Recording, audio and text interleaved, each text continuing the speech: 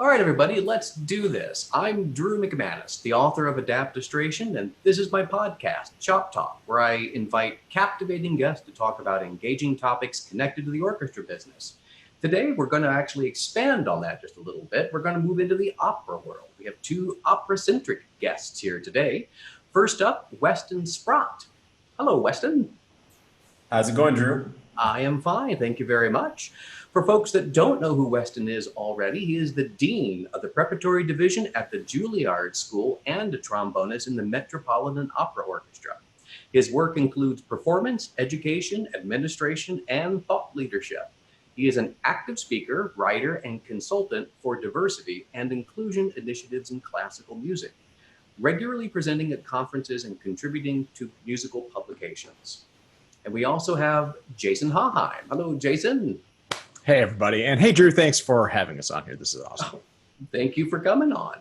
Jason is also in the Metropolitan Opera Orchestra. He is the principal timpanist, which he became, or he actually won that spot in 2013. He's also the faculty at Bard Conservatory and founded the Deliberate Practice Bootcamp Online, which you'll find a link below for that, and the Northland Timpani Summit, which there will also be a link for that below. Now, what's really fascinating about Jason is prior to the Met, he worked for 10 years as a nanotechnologist, which is as cool as it sounds. He holds a master's degree in electrical engineering from UC Santa Barbara, and a sought-after clinician. He gives masterclasses internationally, presents at conferences, and is an active writer. So first and foremost, just a couple personal questions about you both, because Jason, really, science to music? Indeed. How? Specifically science in Chicago, your current hometown.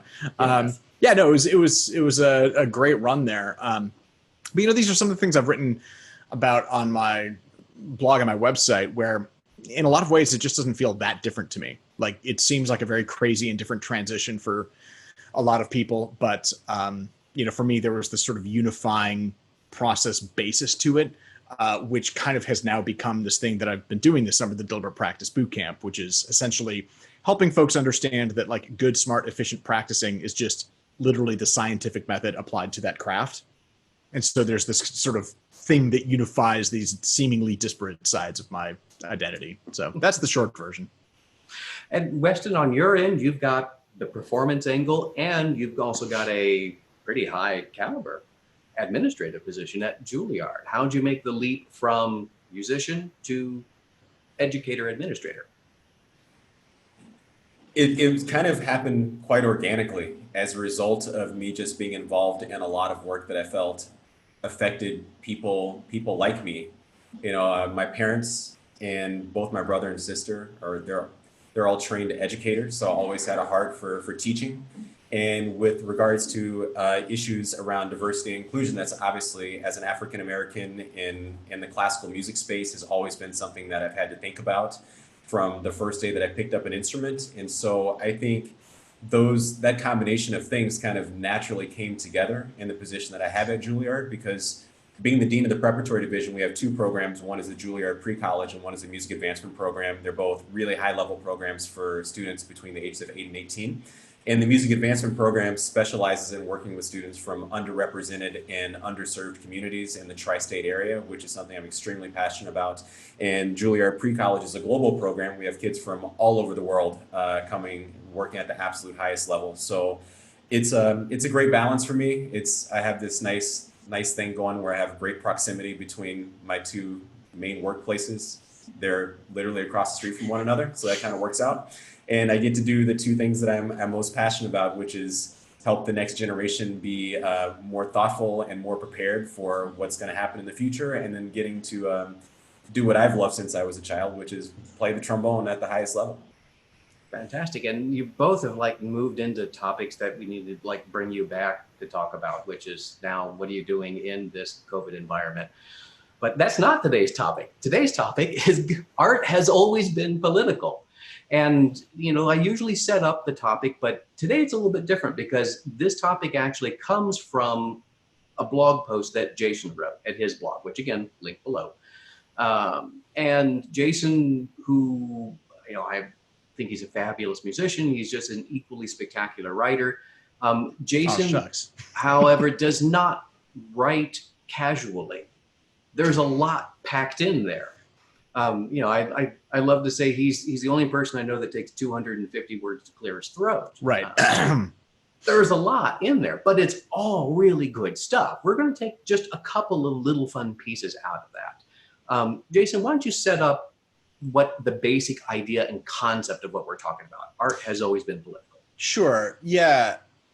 I mean, I guess the framing for this was obviously the Olive Lincoln Center went dark on March 12th. And so we had these couple of months sitting in New York while we're all quarantined, just being like, you know, what the hell are we doing?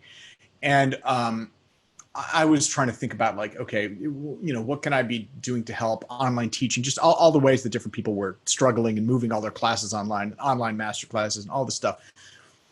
And then, you know, May 25th comes around and I'm watching this visceral video of George Floyd being murdered in my hometown of Minneapolis.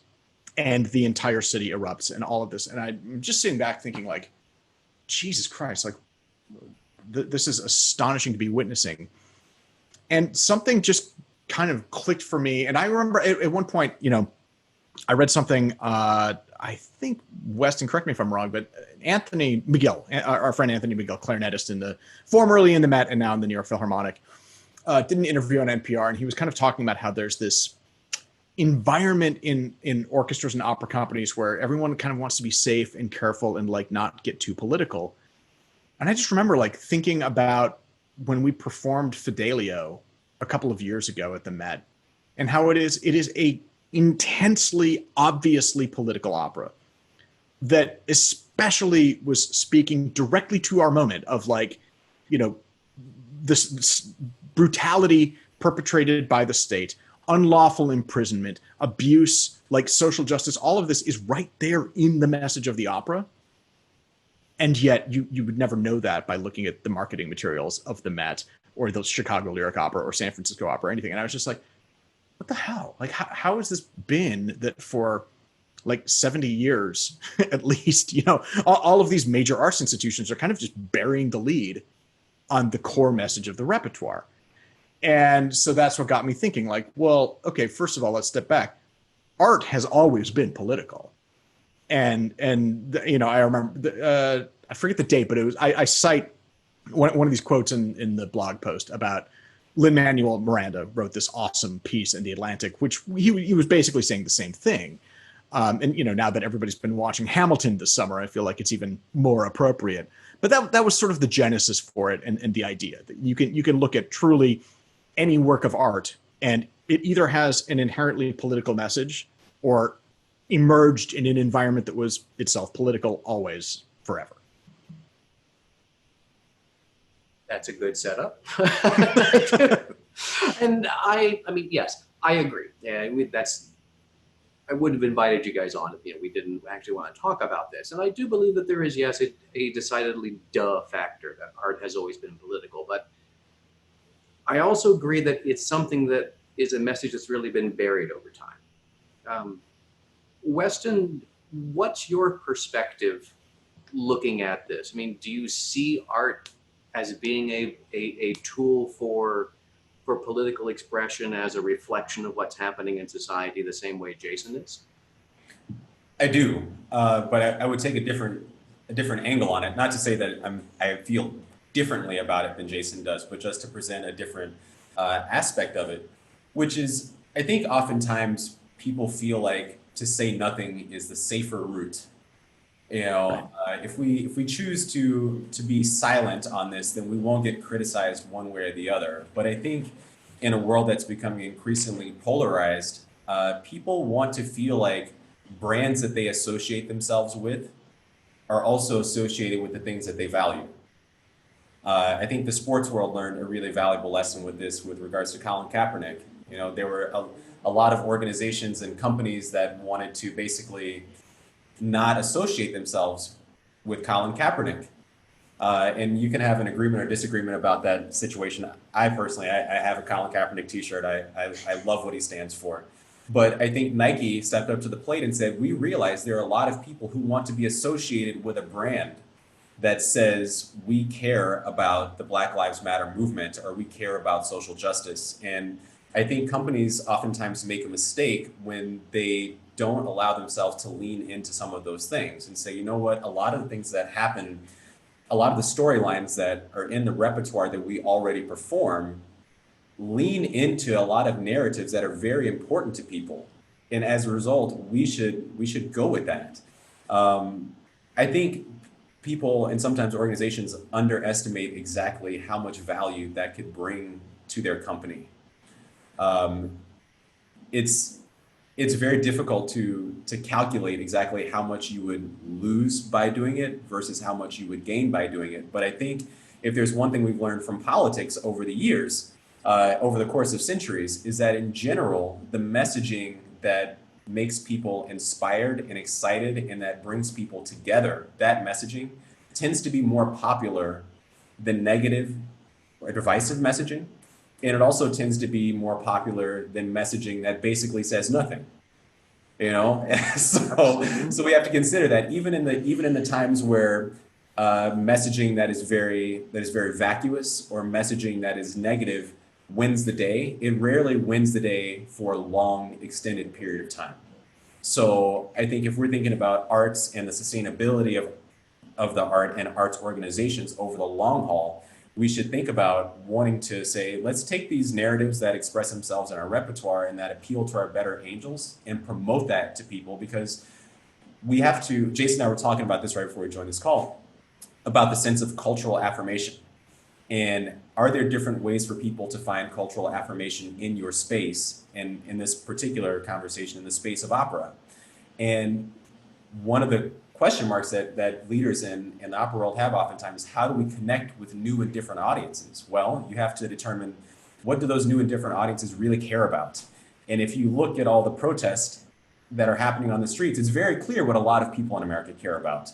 So perhaps we should associate ourselves with that in some ways so people can look and say, you know what, people who care about these things, they hang out at the opera, or that opera narrative, that speaks to people who have concerns like me. So that's my thought on it.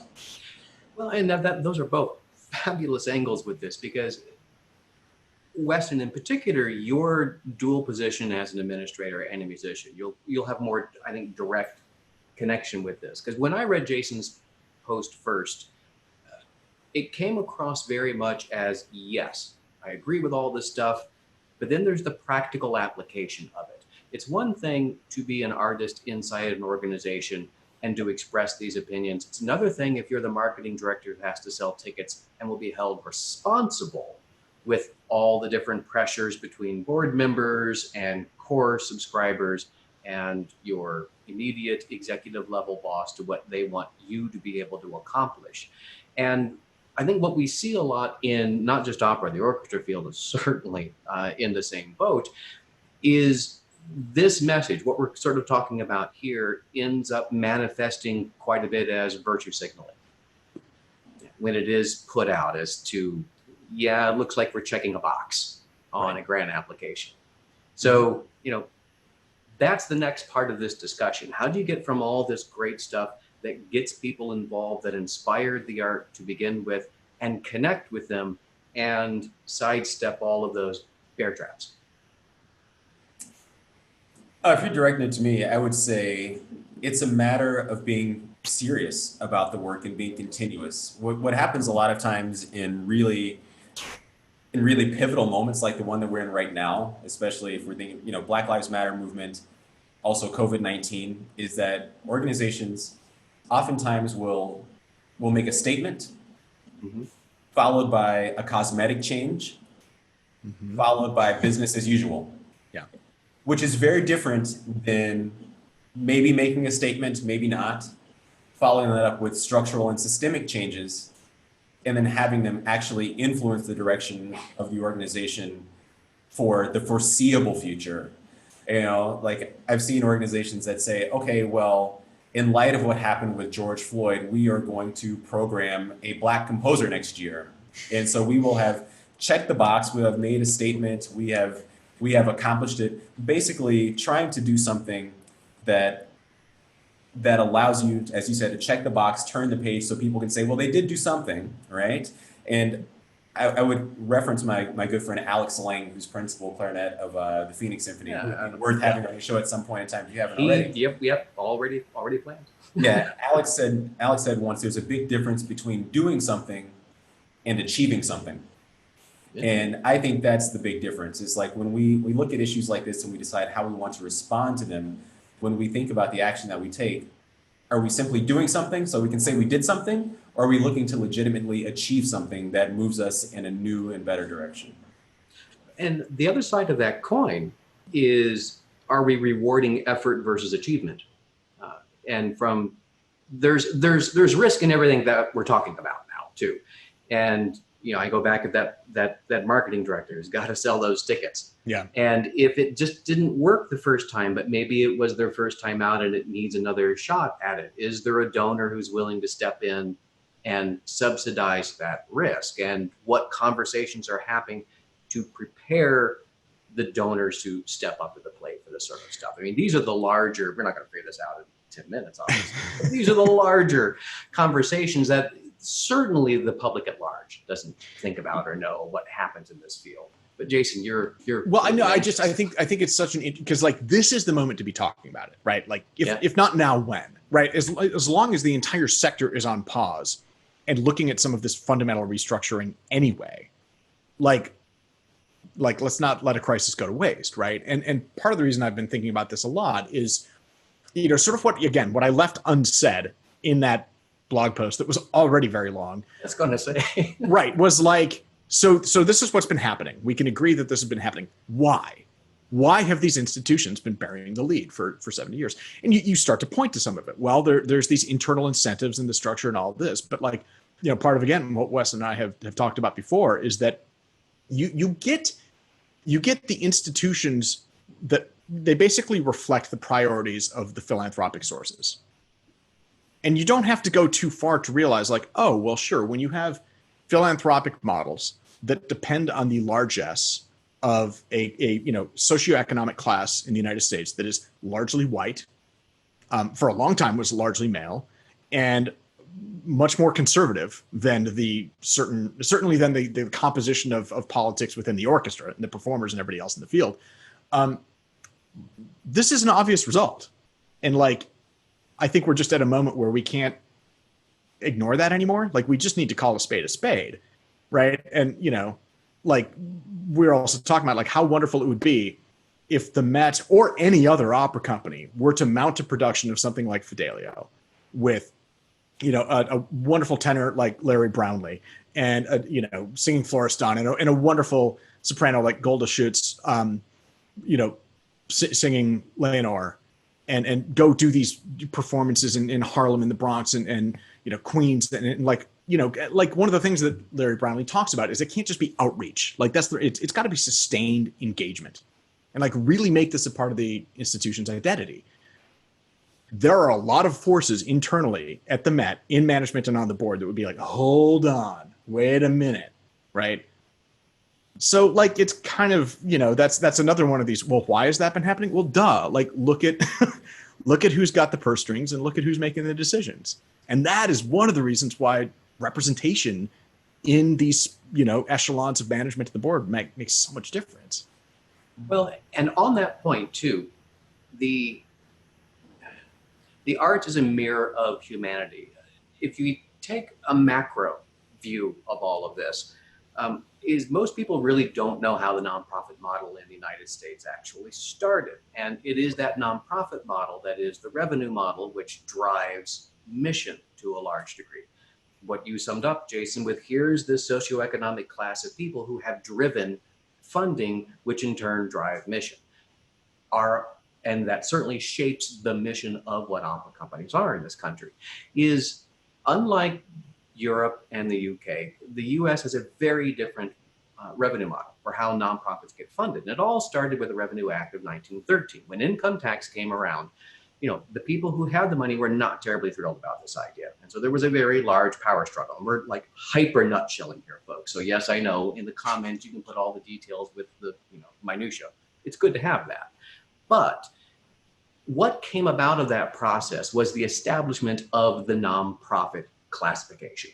And there was the fundamental belief, and it was a system that everyone just sort of assumed would continue without any sort of real checks or balances in place, that those in the wealth class, the 1%ers of those time, would give large sums of money to fund nonprofit mission-driven institutions, whether those be the arts or health or social service or whatever it is. And to a large degree, that made sense at the time. There was a long history in the US of those people stepping up and giving money. It was what they wanted to give it to, but it was at least there. That has remained more or less unchanged for 100 plus years now at this point in time.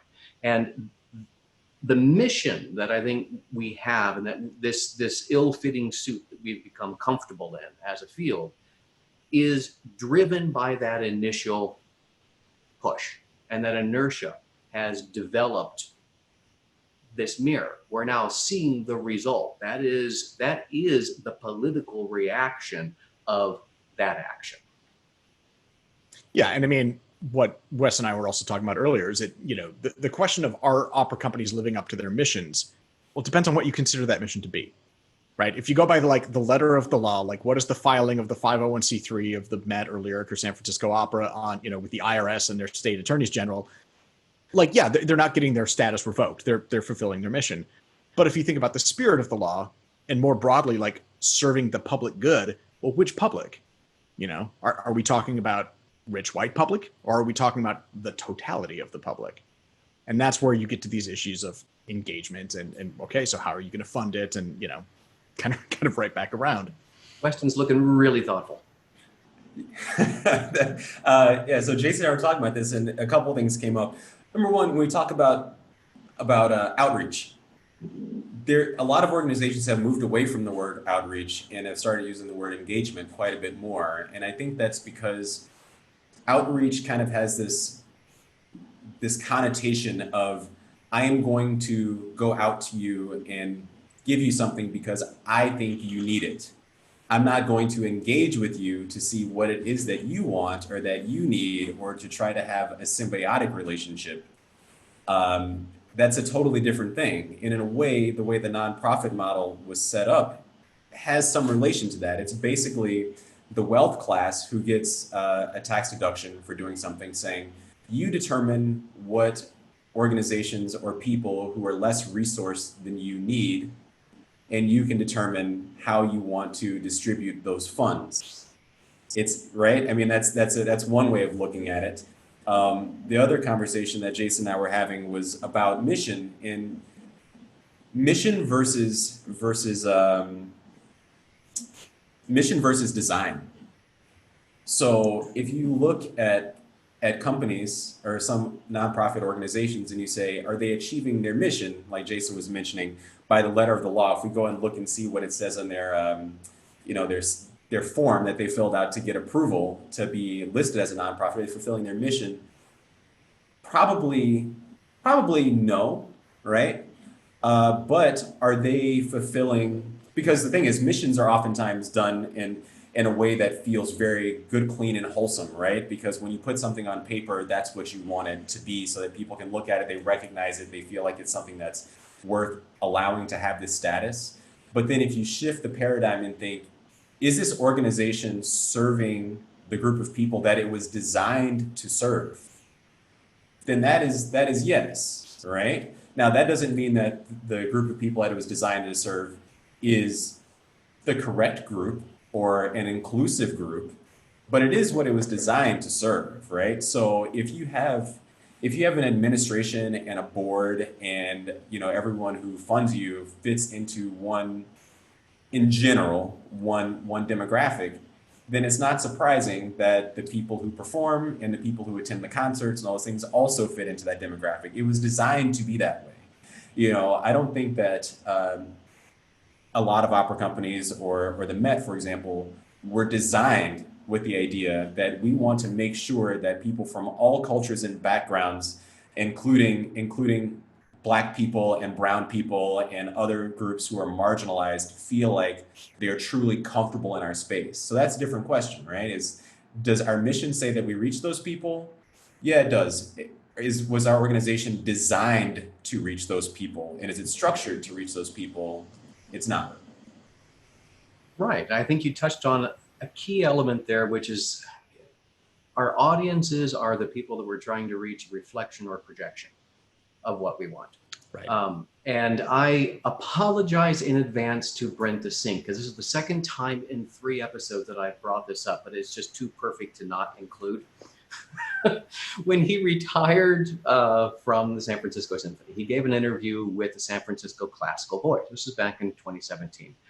And I give him a substantial amount of credit because this was probably one of the single most frank responses that I've seen to a question about outreach and what he thought he had accomplished with the organization.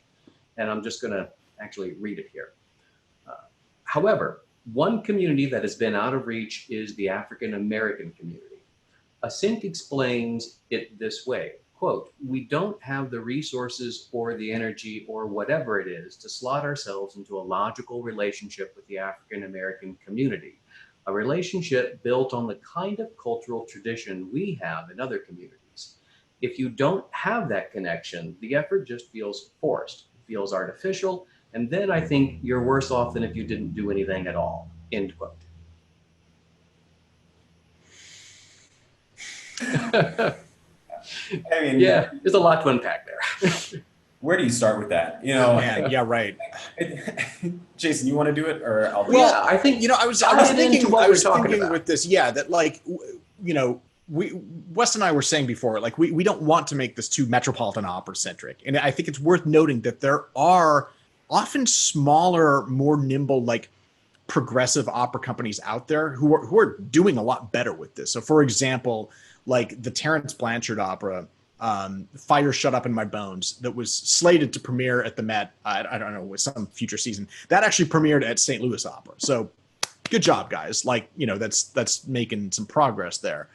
But man, like that being said, yeah, I get it. It's the San Francisco Symphony. They have this culture. They have this tradition, all the stuff he's talking about. It's tough to turn around an oil tanker. But on the other hand, it's also the orchestra that backed out of an engagement because the state had passed an anti-LGBT law. So it's not as though they don't have places where they place importance. Yeah, it's both a little bit selective, and then I feel like there's an element to that quote which again really undersells the power of the repertoire we have. And again, you can say a lot about the repertoire we should be playing and we should be programming, and like in my blog post, I say like, yeah, I get it. Like you have to plan operas in advance. So it's going to be tough to have a completely reformulated Met opera schedule for, whenever we go back to work. But like, the Met Orchestra plays on Carnegie Stage. Like that's very easy to do. You could change up that program right away. And so could the San Francisco Symphony. Like start there. And start with considering the programming and then considering who you've got as a guest soloist and all this stuff. Like, yeah, I don't know. I'm going to mull that over for another minute. But Weston, do you have further thoughts on that? Well, I mean, I think that's a misunderstanding of how you engage with people. I think leaning into what Jason was saying, it's also about repertoire choices and projecting to people what's in that repertoire and who's created it. One thing I oftentimes say when I think about the way that music history is taught is that the thing that I learned in music history when I was in school, which is unfortunate, is that Black people didn't really have a place in classical music history.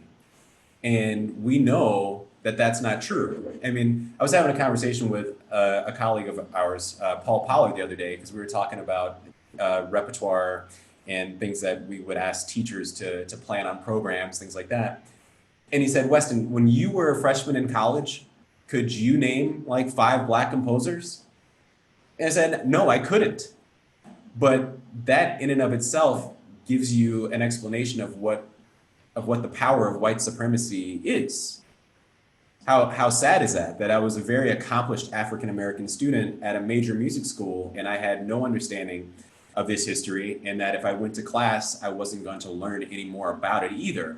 But in the midst of this movement, with regards to the classical music industry and academia, people are learning more and more and more about all of these composers that did exist and did really great work, whether it's Samuel Coleridge Taylor or Florence Price or Chevalier de Saint-Georges or whoever it may be, George Walker, the list goes on and on, right?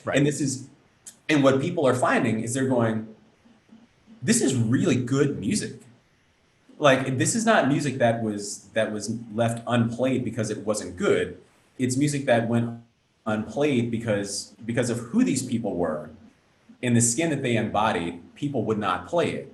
So you could take an organization like San Francisco Symphony or whatever, and if they said, hey, we're going to not only program this repertoire, but we're going to champion it, and we are going to engage with the community by letting them know that who they are is a part of our music. Not necessarily that we have to convince Black people that they should love Mozart, but people tend to engage with things where they feel like they can see themselves. So that's that whole Emily Stiles seed model of education, that concept of mirrors and windows, right? People want to engage with things where they feel like they can obviously see into the lives of other people, but there's also some element where they can see themselves as well. So putting out repertoire like that and then balancing it against Mozart or Beethoven, Brahms, Mahler, whoever you want to pick, gives people a programmatic experience where they say, oh, I can see myself in this. People like me have been doing this at the highest level for hundreds of years.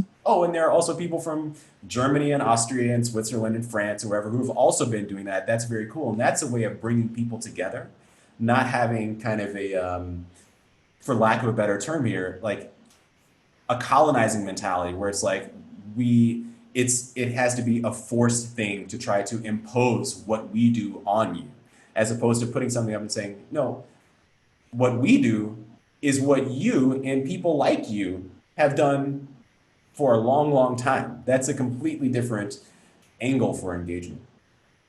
I think that is an absolutely beautiful place to kind of wrap things up here. I couldn't have asked for anything better than that.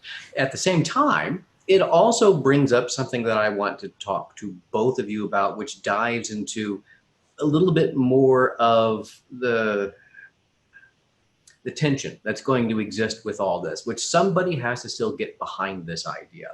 So what I'm going to do is we're going to wrap this up and say goodbye to folks. And I'm going to put together just a little tiny coda of an episode that we're going to talk just about this one single topic about. And that's going to be board diversity. So kind of brace yourself for impact on that, wrap your head around it. We'll say goodbye to folks right now, and have to keep an eye out for when the after show comes up. In the meantime, be sure to check out all the links below. Weston, you are going to give us no less than 3 links to some of the composers you were talking about that by the end of the week that people are listening and watching this, they have to go listen to those composers' music, right? I can do that. All right, good deal. Oh, yeah. All right, then thank you both, Jason, Weston, very much for taking your time out to come in and talk to everyone today.